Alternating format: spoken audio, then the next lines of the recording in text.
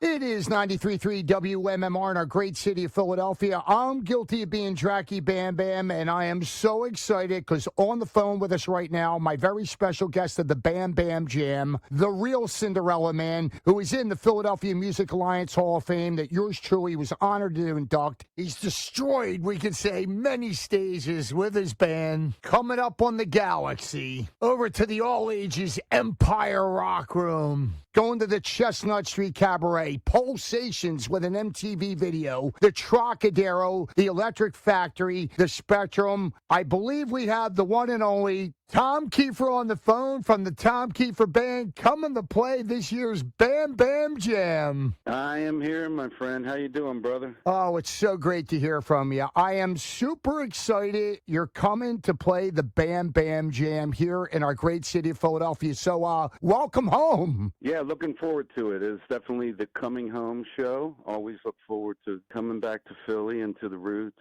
And Keswick is a killer venue, and it's always nice when it's a BamBam Jam. Yeah, man, looking forward to it. Tom, when I got the news from our great WMMR program director, Chuck D'Amico, and, the staff over at the Keswick, they got together, they were suits gathered around a table, and they said, Jacky, we're going to bring back your old neighbor, your dear friend from the Galaxy, Tom Keifer and the Tom Keifer Band. We want to call it a BamBam Jam. So I was just like, I don't even know how to describe it, Tom. My face, I guess, would be the reflection of me watching your face up on stage at the Spectrum, opening up for Diamond David Lee Roth. That's how happy I was looking.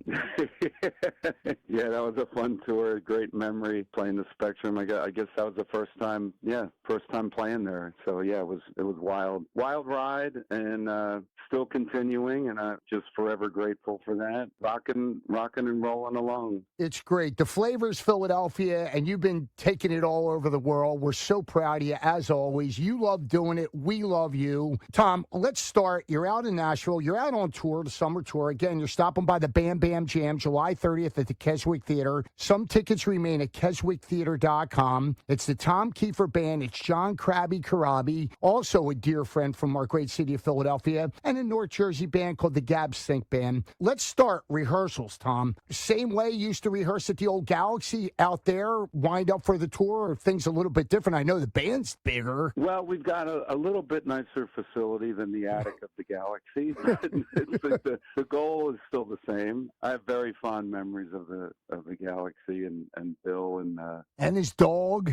He was just really helping bands along, and allowing bands to play original music there. It was the only club really that would allow that, and he was so supportive. But yeah, I mean, the goal of rehearsal is always to get the band tight and ticking like a clock and running like a freight train, and also it gives me an ability to get my voice kind of eased up and strong and build some stamina, and also to kind of map out a set list that builds well, and really kind of takes you through peaks and valleys, but ends up in that just high energy crescendo. That's one of my favorite parts, is kind of putting together set lists and figuring out the pacing, because it's so important to how the show builds, So all that takes place in rehearsal. It does now, and it did years ago. I mean, how do you pick the set list? Like you said, the pacing and all. You have 4 Cinderella albums of catalog material to choose from, as well as 2 solo albums. Does it get harder each year going out? Well, no. I mean, it's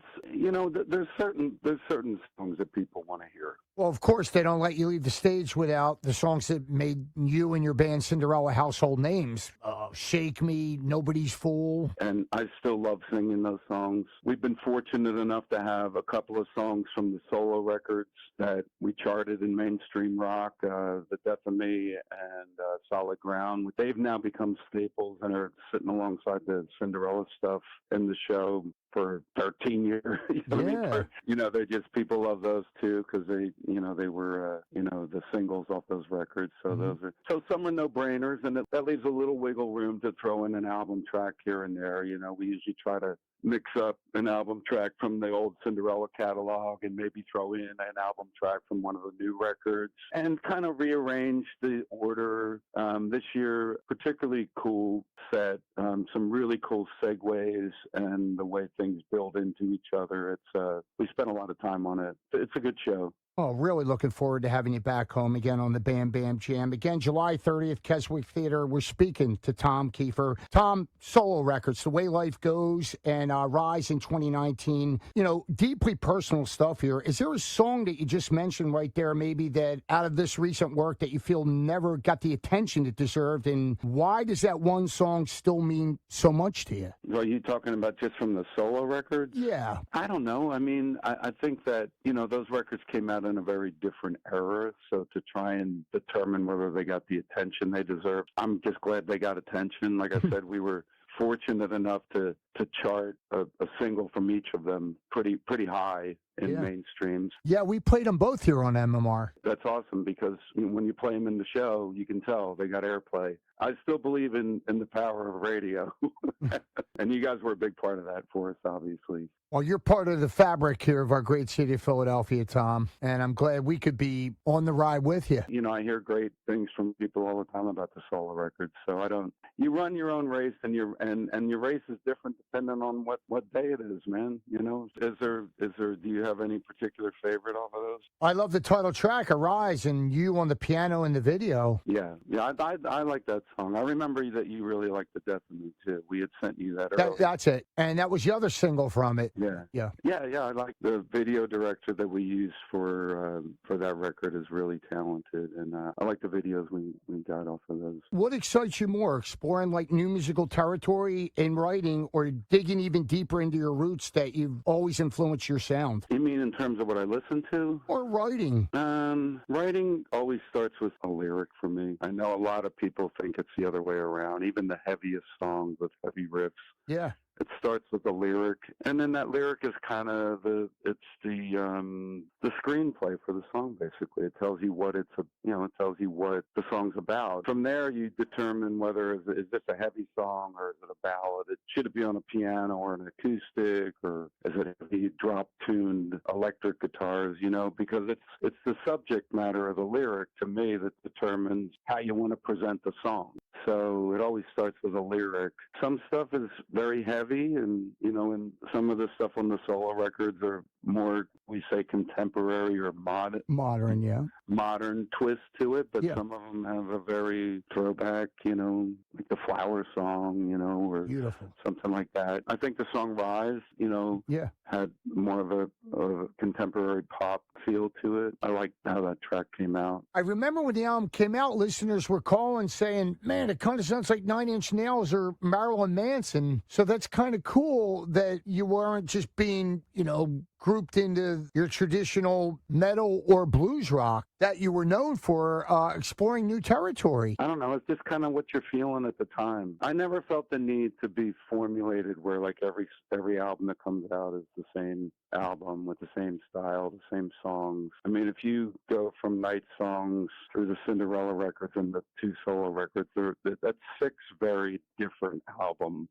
The artists I grew up on, that's what they did, You grow and change with each album, but still staying true to your roots. I was going to say, beginning with Night Songs, very AC/DC, Def Leppard, UFO, to name a few. And then we went into Long Cold Winter, and then the Nashville tunings, and leaning towards, the James Brown, the Johnny Winter, leaning towards the blues, and even Heartbreak Station, even getting more and more Southern feel to it. So, yeah, like you said, each album changes. And you worked, Tom, with so many great people. I mean, your dear friend who called you Thomas, the late great Andy Johns. I loved Andy myself. Andy was just, I learned so much from him. And Cozy was amazing. His drumming on Long Cold Winter was just, superb. Late Cozy Powell, and then John Paul Jones doing string arrangements. I'm just looking here on collaborating, maybe down the road, writing new material. Lizzie Hale and you did the bonus track, redoing Nobody's Fool. John and Richie from Bon Jovi with Andy in the video, Somebody Save Me.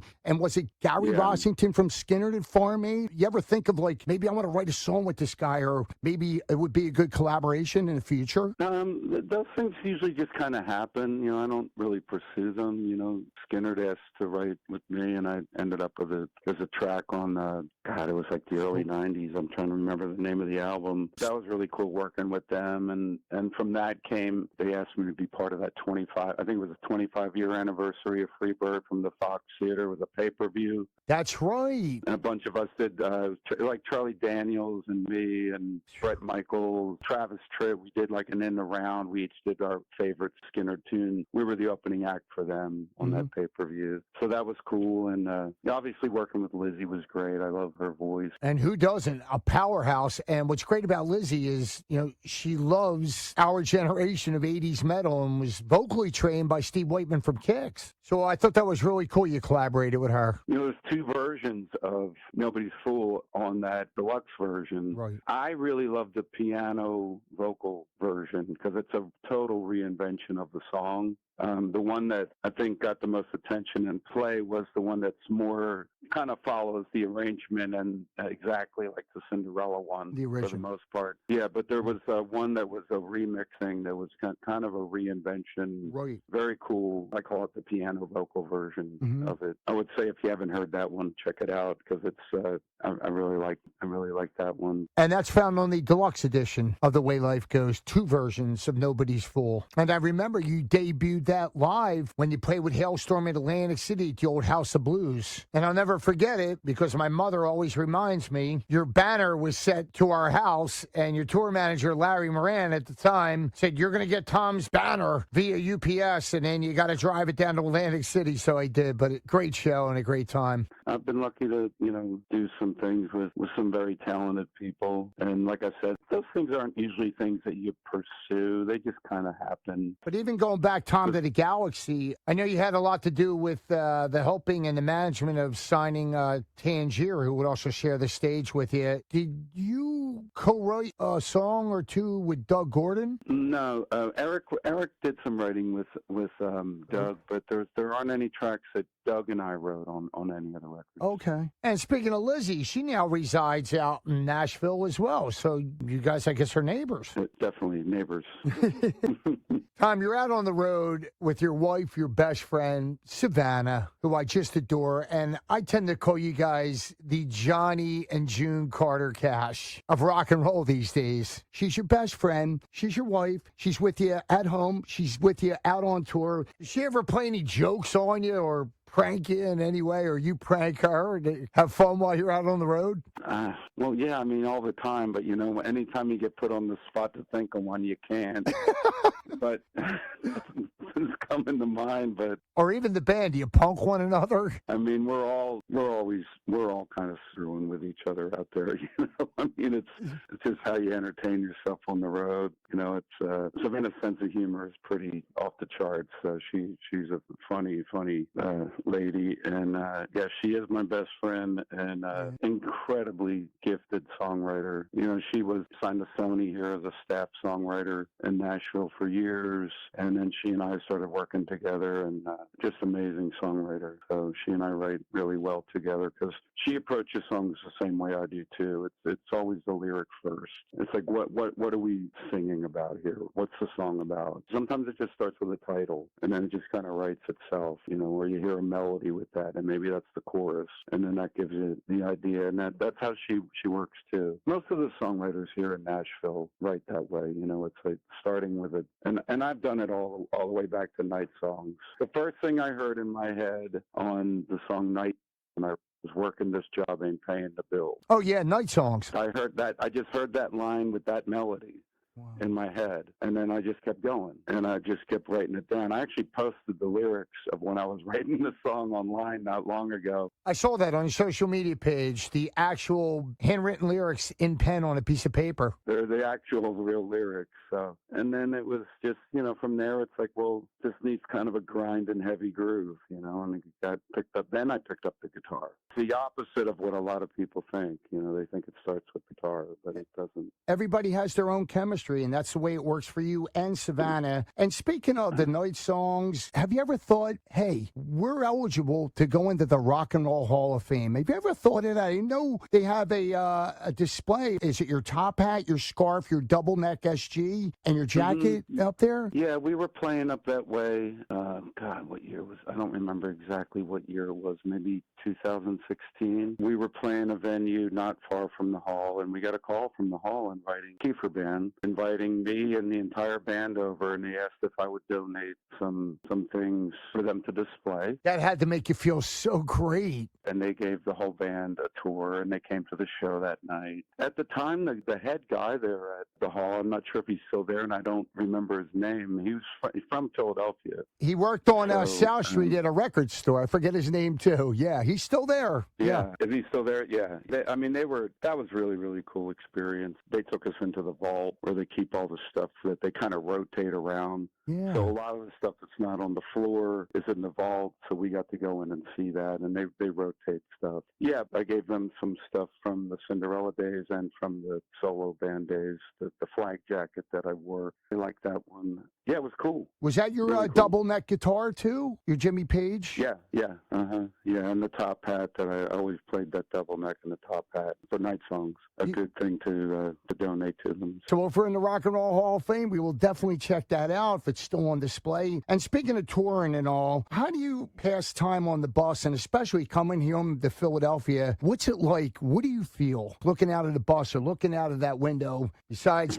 coming up with the title of Long Cold Winter, like you're coming back home to Philadelphia to play a BamBam Jam at the Keswick Theatre? What goes through Tom Keifer's head and in his heart? Well, man, it's the hometown show. You know, it's back to the roots. It's where it all started, and it just holds a lot of meaning to come back. And it's hard to describe, but it's your hometown. You know, it's always special to come back and play those shows. The Keswick is a really cool venue. Yeah, I remember seeing Johnny Cash there. Wow. And, you know, getting to play that venue that's just been there forever, and the people still coming out and singing the songs, and it being in the hometown where it's just always going to be special. Well, thank you for never forgetting your roots, and looking forward to visiting any special places with family and friends. Well, I'm going to see my dad and my sister. They usually come up to the show, but on show days, I don't usually get out of the venue. I'm a night owl because I don't want to be getting up at 8 a.m. when I don't go on stage to sing till 9. Yeah. So, I sleep pretty close to sound check and get up and have breakfast and coffee and go in and do sound check. And then there's a lot that goes on between sound check and the show starting up, particularly my 2 hours of vocal warm-up. My day's pretty scheduled to the minute. Yeah, every minute is accounted for when you're out on tour. And a lot of people think, it's a party. You're rolling into town, you're on vacation, you're going to go sightseeing. But yeah, occasionally you get that in, but it's a job. It's work. I don't get out of the venue as much as I used to. Don't you wish shows were at midnight again, like you used to go on the Galaxy stage at midnight?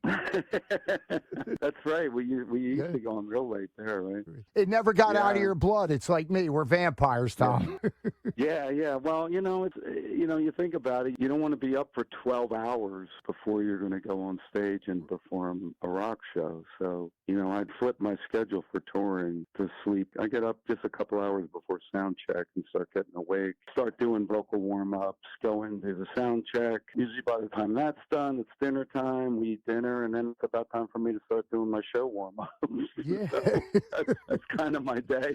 A day in the life of Tom Keifer. Every day, because, it's like I want to be the best that I can be when I walk out on that stage, and the vocal maintenance and warm-up are a big part of that. Forever grateful that I've met Ron Anderson, and he taught me that technique that kind of brought my voice back to life. I credit him with saving it, and I still do all the technique and warm-up and therapy and everything that he taught me religiously, because it just, I want to be my best when I walk on that stage. My focus all day is to be as good as I can be when I walk on that stage. On behalf of everybody here at MMR and back home here in Philadelphia, let me tell you something, Tom. You sound amazing. You always give 110%. And I even worry about you in the heat. I mean, I go out and do a live thing, and I'm like, how does he sing like that? I can't even talk on the microphone and broadcast live with this heat. I mean, I saw Rock and Rod Stewart up there in 100-degree weather at our Man Music Center. Lionel Richie just had to cancel a show with the heat. It's very tough. You know, we're no spring chickens anymore, but to go out in this heat, and you're doing a lot of sheds. Keswick Theatre, of course, is indoors and be air conditioned. There's other venues on this tour that you're outdoors. You know, I worry, but you sound amazing. Well, thank you. Yeah, I mean, the heat affects the body, obviously. I mean, I did have to reschedule a show this year. Houston, we had to reschedule. The heat in Texas, we did 2 shows in Texas, and the heat just, I mean, it got to me by the time we got to Houston. I just didn't even know my name. So we rescheduled that. That's actually, we tacked that on the end of the tour. So we're going there after we come see you. So, yeah, heat's not fun. You got to stay hydrated. You got to stay healthy. That's my focus when I'm touring, is to be as healthy as I can, to keep myself hydrated. I'm on vocal rest most of the time between shows. Like I said, that technique and therapy and stuff that I learned from Ron Anderson just brings my voice right to where it needs to be. How about like honey, tea, Gatorade, cold water, Tom? Gatorade mixed with water is how I hydrate. But when things get bad, you have to go get IVs occasionally. When we had to reschedule Houston, I had to have several IVs. I was not in good shape. Get the oxygen tank like Angus of AC/DC. And speaking of, you guys, you know, back in the day, you toured with AC/DC, Diamond Dave, we mentioned, Poison, Judas Priest, Bon Jovi, Bullet Boys, our local friends, Tangier, LA Guns, Pussycat, and of course, Corabi. A favorite band or artist that you've toured with before, Tom, that you really, really like being out on the road with? Man, the favorite? God, it's tough because we've been with so many that were not only great artists, but just, got along great. Everyone just were great, from Bon Jovi to AC/DC treated us great. And then when we started headlining, with Ringer and Bullet Boys and just great folks, I don't know that I could pick a favorite. I'll tell you, in the early 2000s, we did several shed tours with Poison. Where we were their direct support. I have a lot of fond memories from those tours. Let's go way back here. Let's rewind, Tom. You and them were up for the Diamond Dave at Lee Roth tour, but I guess they got the Rat tour, you got the Diamond Dave at Lee Roth tour. Brett was always kind of sort of local, did shows at the Empire Rock Room as well. Yeah, they were the tours we did with them in the early 2000s. I think the last one was the 20-year anniversary in 2006. I have great memories from them because I love those guys. Great band. It's a really great combination of music between their catalog of songs and the Cinderella songs. They were always great tours. Since we've been out touring solo, we've got some favorites that we tour with. LA Guns tours with us a lot. John Corabi's been out with us a lot. We had Buck Cherry out with us this year as support on some shows. And man, those guys are great guys, really great guys, and great band. Same with LA Guns. I mean, they give a great show, and we get along great with them. I wouldn't say there's ever been really a bad experience. And I guess if there was, I probably, me, I wouldn't say it. But everybody gets along, and that's the way it should be. You're out on the road. You're all doing the same thing. Let's go back to John Corabi. Growing up in Philadelphia, you, me, him before he left for Los Angeles. I mean, came up on the scene with the Dead End Kids. You've been friends with Crab for years. Yeah. No, I've known him he and I go back to the Jersey Club days. He moved out to Hollywood, like you said, and, I hadn't seen him for a few years, and actually I ran into him when I was out there mixing night songs with Andy Johns, and I remember hanging out with him a little bit when I was out there for a few weeks mixing the record, and I hadn't seen him in a while. I guess that was maybe just before the Scream, maybe, I don't remember. He toured with Cinderella. He came out with us on some of the later Cinderella tours. I remember seeing him when he was front and Rat, and he was out with Cinderella. I think it was in Atlantic City, if memory serves me correct. He's been on a lot of shows with my solo band, and he's just a great guy, amazing talent and singer. My God, his voice is just killer. And his new record, I love it. I can't say enough about it. I just think he really made an amazing album. Debut solo album, New Day, on Frontiers Records. We've been playing many tracks from it. Well, that's what he told me. He said that you heard his album and you called him and said, yo, I love your record. You got to come out on tour with me. And that's how this tour went out this summer. Yeah. No, he sent me the video of New Day, and I watched it once and I couldn't stop singing it. Not straying far from his roots, very Tom Petty, Rod Stewart, and he's been out with you before? Usually just doing an acoustic set. Yeah. So this is, to the best of my memory, which is getting a little fuzzy, this is the first time that John's been out with us with a band. Mm-hmm. And it's really cool. You got to fucking, pardon my French, he has a very good band. Yeah, he's got Troy Laquetta out on the road with him from Tesla on the drums, and he's got your Paul Taylor from Winger on the keyboards, correct? Yeah, Paul Taylor and Troy, Jeremy. Yeah, he came from Ace Frehley's band. Great guitarist. And yeah. He's got Michael Devin on bass. And he did time in Whitesnake, I believe. They're great. I mean, they're just flat out great. And the record's great, and he has a really interesting set, and I won't give any of that away, but it's they're great. You know, this year we had kind of revolving support acts on this one. LA Guns have done a portion of the tour. Buck Cherry has, John has. A couple shows we had Buck Cherry and John together. We kind of mix it up this year, depending on the market. We're speaking to Tom Keifer from the Tom Keifer Band, of course, Cinderella. Headline in the BamBam Jam, July 30th at your Keswick Theatre. Some tickets do remain at KeswickTheatre.com. You do not want to miss the BamBam Jam. We welcome home Tom Keifer, the Cinderella Man, as well as John Corabi, the former Motley Crue Dead Daisy Screamer, local shot artist, the Gab Cinque Band.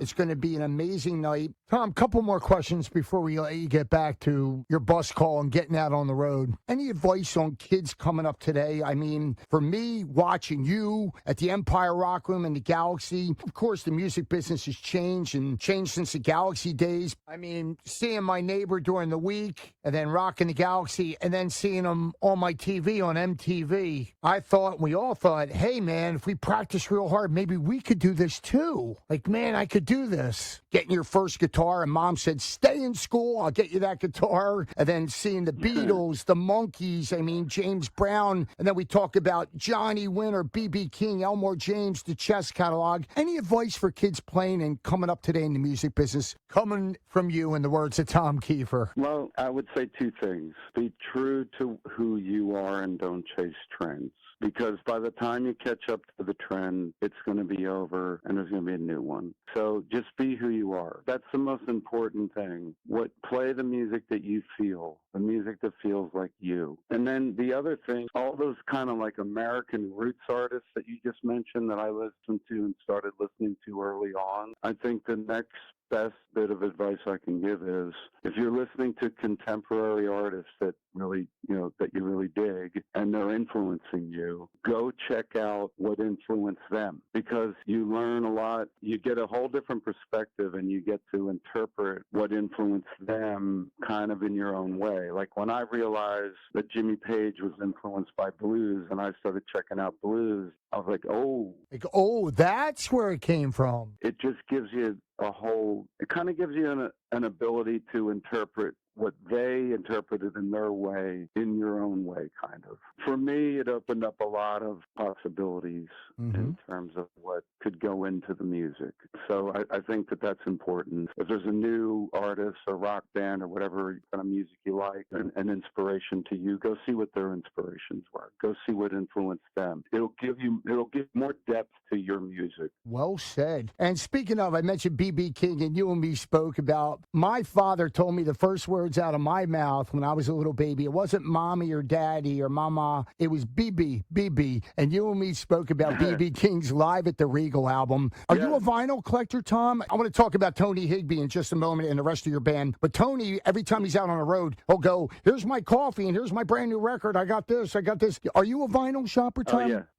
No, I'm not. I used to be years ago. I kind of have what I have now, and that's it. And I think once CDs came out, and then unfortunately I've fallen into the trap of buying everything on iTunes and having it on my phone. So no, I don't. But I still have a turntable, and I have some vinyl that I still will listen to, and I do still think that the sound is superior. Well, that's good to know. So I could still buy you vinyl for a Christmas gift of the good old snap, crackle, and pop. Yeah, and the depth of the analog. There's a dimension to it that the digital misses a little bit. Tony's like way into it. He's got quite the collection. I was going to say, is there room on the bus? Because every time he's sending me pictures, he's having his morning coffee. I bought this album, I bought that album. I'm like, where are you storing this on the bus, and how do you fly this home, Tony? There's lots of cabinets and closets and stuff. We find places to keep stuff. Besides Tony Higbee, great guitarist. He's been with you for many years now. The rest of the band members, Tom, that we're going to see at the BamBam Jam. Well, Jared Pope's still playing drums with us. Savannah's still in the band. Yeah. Tanya Davis is the other singer with Savannah, and she does percussion with her. And we have Luis Espaillat on bass. Yeah, great guy. I just started talking to him through his Instagram page. You know, the original bass player was Billy Mercer for years. So what you're telling me is this time around, I'm not going to have to drive Billy back to the airport this time. You don't have to give Billy a ride, no. Unless Luis needs one, I don't know. Savannah's like, Jackie, can you do me a favor? Billy needs a ride to the airport, I guess, a couple of years ago. I said, okay, I'll take him to the airport. I remember that. And we have Corey Myers on keyboards, who's been with us for forever. Solid band right there. And Tom, I want to ask you, another great Philadelphia musician, Jay Davidson, who blew saxophone on Shelter Me. In the video with Little Richard, Pam Anderson, Dweezil Zappa, you were like a Michael Monroe blowing that sax solo a couple years ago when you do that song live. Are you still bringing the sax out on the road? You know, I haven't in a while, and the reason is it's probably one of the few places in the show. I let Corey do a keyboard solo there. It's one of the few places in the show that I get to take a breath and maybe walk back to the drum roster and take a drink. Okay. I loved playing the sax, and I've toyed with bringing it back out. You know, I've got a pretty full schedule up there, and that literally is one of the few moments of the show where I just get to kind of walk back to the drums and take a drink. And that's also where you grab your phone and you shoot the crowd during that song. Am I right on that? Yes, at the beginning of it. I love doing that. Every show is just like a memory etched in your brain. You know, I have a very good memory when it comes to shows. I like filming the audience and the people that came out to support the band and came out to rock. And I put it up online, and it's there forever. That gathering and that party, you know, it's there forever. I think it's a cool thing to commemorate every night. A photographic souvenir that, like you said, stays with you forever. That's me. And you see all the people just banging up against the rafters. It's so cool. Yeah, we still do it. I think it's nice to commemorate the people. Without them, there's no show. I'm grateful that they're still coming out, still singing the songs, and I'm a lucky fella. And we are so lucky to have you coming back home, your hometown of Philadelphia. Tom Keifer from the Tom Keifer Band and Cinderella will headline the BamBam Jam July 30th at the Keswick Theatre, as it used to be called a Sonic Slam, and he'll be slamming the hell out of the Keswick Theatre, and we need you there. Tom, I want to thank you so much for taking the time out of your day to pretend to be my friend. And I ain't pretending, baby. You are my friend for decades. I love you, brother. Always good to hear from you, and always great to hear that you're out on the road kicking ass. Love him. I truly appreciate everything you do. Thanks for having me on, Jackie. Tom, we'll see you in a couple days at the Keswick Theatre. Stay safe and keep on rocking. I will. Won't be long. We'll be heading your way.